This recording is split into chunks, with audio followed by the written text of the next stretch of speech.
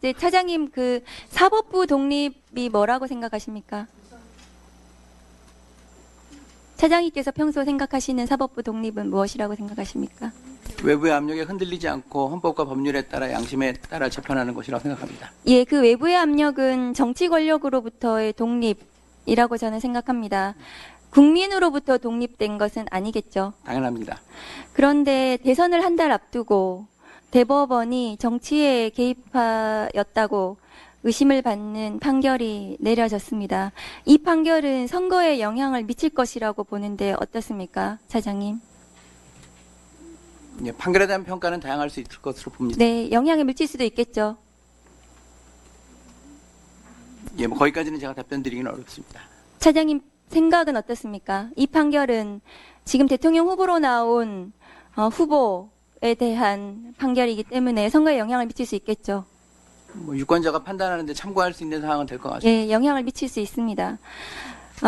그런데 이 판결은 사실상 대선 전에 확정이 어려운 것으로 보여집니다. 형사소송법상 그 상고 기간이라든가 이런 것들을 다 다 확인해 봤을 때 그렇지 않습니까? 물리적으로 좀 어려운 측면이 있겠습니다만 제가 여기서 다 놓고 말씀드리기는 어렵습니다. 예, 물리적으로 어렵습니다. 왜냐하면 재상고에 걸리는 아주 즉일 선고를 한다 하더라도 27일이 필요하고 항소심에서 지금 필요한 재판이 있기 때문에 물리적으로는 불가능해 보이는데요, 차장님. 그러니까 최종 확정까지 말씀을 네, 하신다면 확정까지요. 뭐 지금 파기환송심에서 어떤 속도로 재판을 할지는 현재로서는 알 수는 없는 상태고요.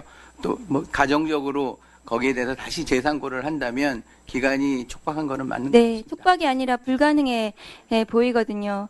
판사 정원이 몇 분이신가요? 3,200명이 예. 현원입니다. 어제 판결로 판사 3,200여 분의 명예가 무너졌다고 저는 생각을 합니다. 이 판사들이 정치적인이라는 비판에서 자유로울 수 없을 거라고 생각하고 어제의 판결로 사법의 불신이 극대화되었다고 저는 생각을 하거든요. 어제 조희대 대법원장께서 어제 판결문을 낭독하시면서 대통령 후보의 발언의 허위 사실의 판단은 국민의 인식을 기준으로 해야 된다 이렇게 말씀하시던데요. 국민의 인식을 기준으로 한다면 대법원은 폐지되어야 된다. 저는 그렇게 생각합니다. 이러한 문제적인 상황에 대해서 누구든 책임을 져야 되지 않겠습니까? 판사들의 지금 3,200여 분의 판사의 정치 판사라는 비판, 명예가 무너졌거든요. 누가 책임지시겠습니까? 누차 말씀드린 것처럼 판결에 대한 평가는 다양할 수 있고요. 최고법원의 판단은 존중돼야 된다는 게 저의 생각입니다. 이러한 정치적인 판결에 대해서 사법부의 독립이 무너졌는데 아무도 책임지지 않습니까? 화면 좀 올려주십시오. 차장님, 그 21일 날 전원 합의체에 회부가 됐습니다. 맞죠? 예, 전원합의체에 회부된 시점은 그렇게 네. 되어 있습니다. 그래서 9일 동안 한 것이 아니라 이 대법관들 10분, 12분의 이 기록을 소부에서 심리를 하다가 이 전체의 대법관, 그러니까 소부에 심리하는 대법관 외에 나머지 대법관은 몇 분이십니까? 소부 외에 전원 합의체에 합류하게 된 대법관은 몇 분이실까요? 지금 그 소부의 네 분이시니까 8분이시죠? 대법원장님 제외하면은 네, 그렇습니다. 7분이신 거. 7분이시죠. 그런데 그러면 이 7분은 21일부터 기록을 본 겁니다. 왜냐하면은 소부에서 전원 합의체 회부가 21일이기 때문에요. 그리고 21일부터 22일 날 합의기일이 있었고요. 22일은 노태학 대법관이 회피하는 합의를 했습니다. 그렇죠.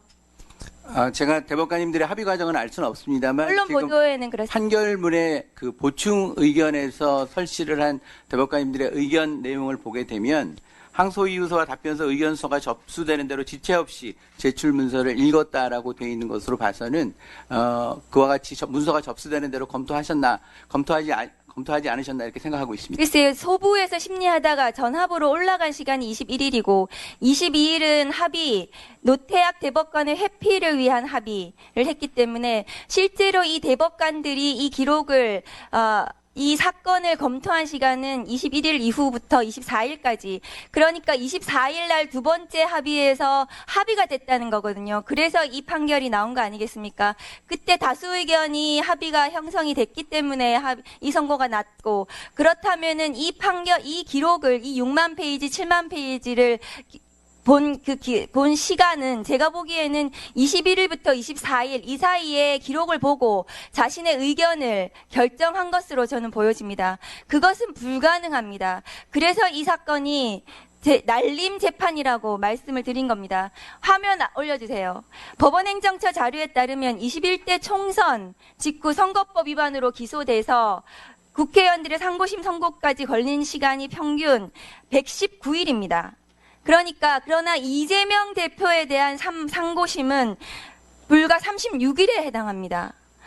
이러한 633의 원칙은 사실은 당선자를 기준으로 하는 것입니다. 왜냐하면은 공직에 당선되어서 장기간 재판을 받으면 그 지위가 혼란스럽기 때문에 빨리 재판을 해서 그 지위를 확정시켜 주려는 것이지, 낙선자에 대해서 633의 원칙을 지켜야 된다, 이렇게 하는 것은 맞지가 않습니다. 그럼에도 불구하고 이 사건이 633 원칙도 제대로 지키지 않고 이재명 대표에 대해서만 다른 후보자들, 총선에서 다른 사람들하고는 달리 졸속으로 36일 만에 재판이 완성이 됐습니다.